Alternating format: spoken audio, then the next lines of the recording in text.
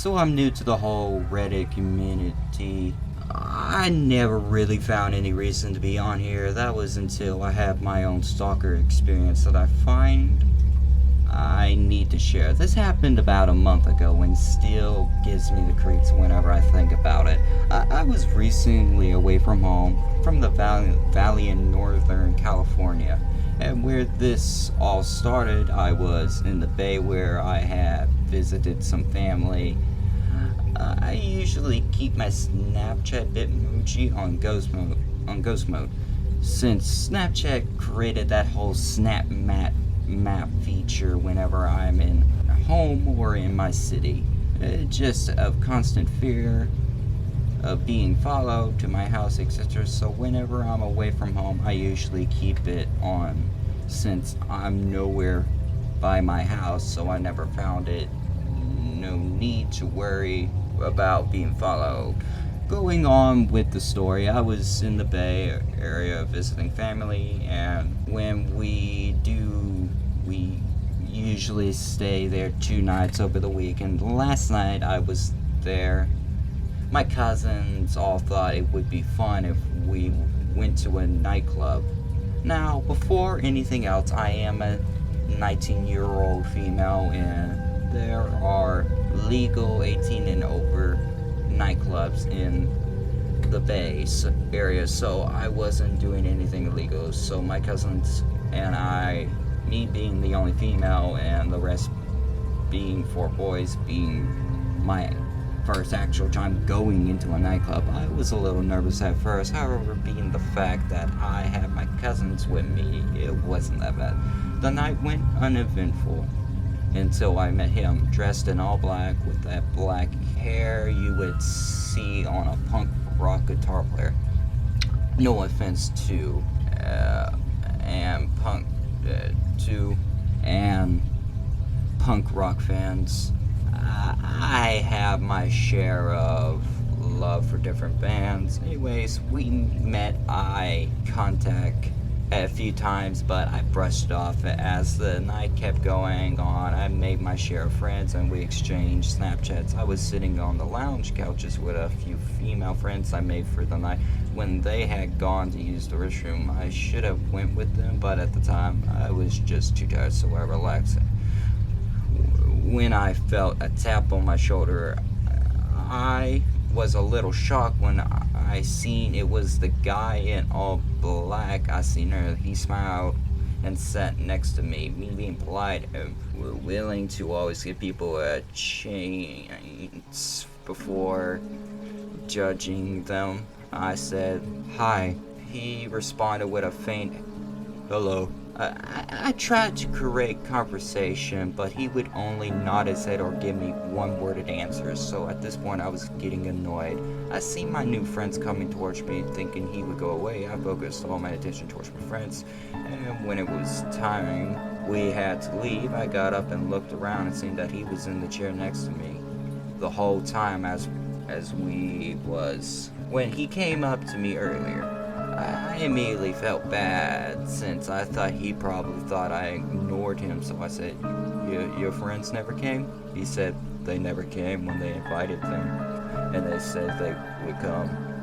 I felt worse for the kid and sat by him trying to create conversation, and that was until my phone went off with a notification from Snapchat, which was when I actually see him smile ear to ear and actually heard him speak louder this time. "Oh, you have a Snapchat?"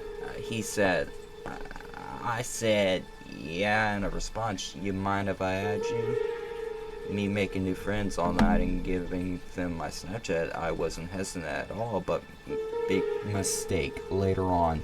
I ended up leaving shortly after, but that wasn't before he followed me and my cousins out of the club and watching us as we drove away with him smiling, waving at us. Creepy, I thought, but I figured it'd be the last time I ever see that kid again. I didn't really have to have anything to worry about later on at the hotel. I was just in a room. Me and my sister were whereas since my sister was only 13 and girls got their own room, it was about 1:30 in the morning when I got a Snapchat notification. It said, Snapchat from emo_Sam. I never did catch his name, but I figured it was him, and my suspicions were correct. When I opened the snap, it was of him. I figured his name was Sam at this point. The picture was of him smiling with the caption saying, "Hi," with a smiley face at the end. I didn't think of anything bad of him still, so I sent a pic of the room saying, "What's up?" The next pic was just of a black screen with the caption saying, "Ooh, what hotel is that? It's nice."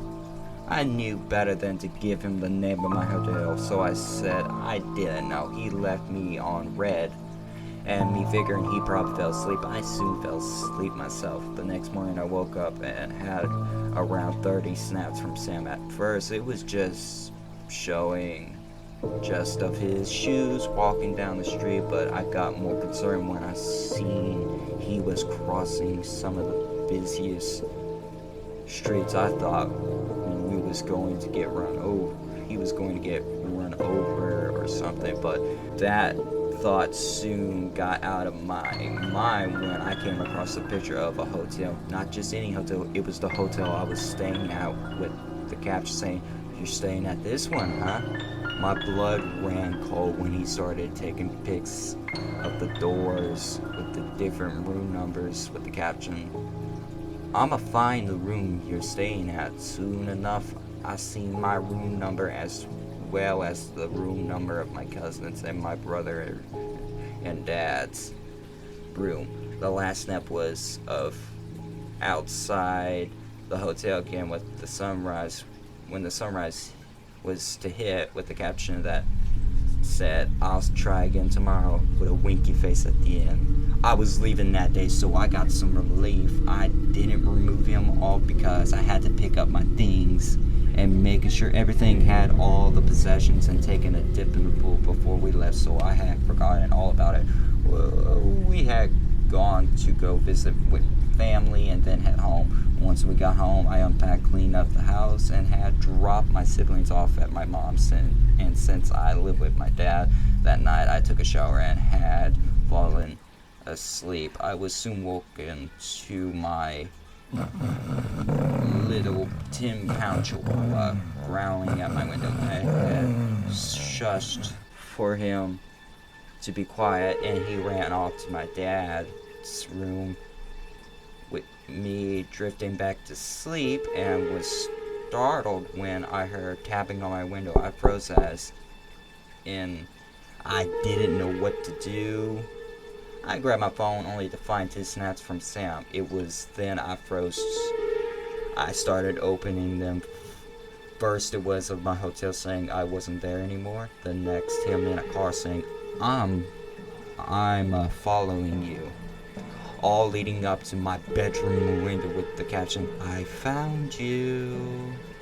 After I opened the last snap, I heard in a soft voice from outside my window with the saying, "I know you're wrong." I slowly crept out of my room and called the cops. The dispatcher, after telling her my story, saying the police are on the way and not to hang up the phone, that was when I hear full-on banging on my front door, screaming, "Let me in!" At that point, I see flashing lights outside my house with my dad rushing down the hallway saying, "What's going on?" After a few minutes of explaining the situations to my dad, we hear a knock at the door. It was a police officer saying they attained Sam, and I gave him my statement, and the police told me he had admitted to them that he followed me from the Bay Area with bad intentions for me. I looked in the cop car before they took him away. Nothing but hate and evil within his eyes as they pulled him away. I learned that later that it was my SnapMap location being on and forgetting to turn it off when I got home. Now my location on Snapchat is always turned off no matter if I'm home or away from home. I since blocked Sam's account from Snapchat and don't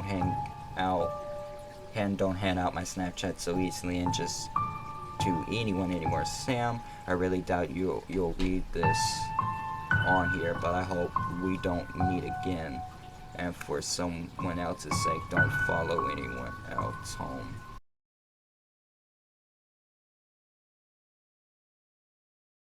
A few years ago, I was using Tinder to meet friends and find a partner, which now I realize was a bad idea. I would swipe right on everyone, hoping to find someone to talk to and just a friend, as I was kind of a loner with no friends and homeschooled. I remember meeting a funny girl who I will name Katie for this story. Katie started the conversation with memes and funny jokes and pickup lines. Me being someone who needed anyone to talk to was filled with excitement. We talked for a few hours, and Katie ended up wanting my Snapchat username. I agreed and sent it to her, hoping she wasn't fake or a man using a fake picture catfishing others. Katie added me and sent a picture of her face. To my excitement, Katie was real and just as beautiful as her pictures. After a week of talking, Katie started asking me personal questions that kind of raised red flags: where I live and what my address was. Why I lived with my family. I never sent Katie my address, but in my head, red flags started raising as she would often guess what I was wearing, or she would tell me she likes my Blink 182 shirt. Before I had even snapped her a picture, I remember always feeling like I was being watched and always looked over my shoulder, not knowing about the Snap Map update at the time. I didn't think anything of it. A few days later, Katie had posted to her Snapchat story. Now, before I go any further, I want to mention Katie lived in a town 45 miles north of me. Anyway, Katie posted a picture of a playground park to her Snapchat story earlier in the day. Me doing the usual skipping all my friends' stories, didn't realize what I saw. An hour later, she had sent me a Snapchat of her at the park along with the caption, "I see your house from here." To my disbelief, I realized she was at the park that was about a 3-minute walk from my house. Panicking, I responded asking where she was. She responded with the name of my city. Asking her what she was doing here, she had stated that she wanted to surprise me and see me. I had asked her how she knew where I lived, and she said that she had her connections. Now, I wasn't looking for a relationship with Katie. She was a nice gal, but not someone I'd be in a relationship with, especially since Katie had an 18-month-old daughter. I told Katie I was a little creeped out by her knowing where I live without me ever telling her. That had made her really upset. Katie started arguing with me and telling me how I didn't appreciate her taking the time to surprise me. Keep in mind, we didn't plan a date, or was I interested in a relationship with her. I remember Katie saying something really rude to the point where I had blocked her. A few hours later, I had ran to McDonald's with my father to get dinner for my family. As we were ordering, I felt my stomach drop and felt a cold breeze overcome my body. I felt something off as I had turned around and saw Katie standing behind me looking insanely upset. I quickly turned back around and pretended I didn't see her. I hear my name come from her mouth and my father looks confused. I turn around and walk up to her and she chews me out again, asking why I blocked her. I being a really nice person. Giving people the benefit of doubt, I unblocked her and gave her a hug, stating I was busy with my family today. As soon as I got home, she had snapped me saying she would see me soon later this week. Again, I had blocked her because she had creeped me out. A week goes by and nothing heard from Katie. That was until I was cleaning up and went to take the trash outside. As I opened my door, I was stunned to see Katie inside a car in front of my house. Freaked out, I dropped the trash bag and slammed the door. To this day, I don't know what she intended to do or what she wanted, but my advice to anyone reading this, always check to see if your Snapchat location is on or not.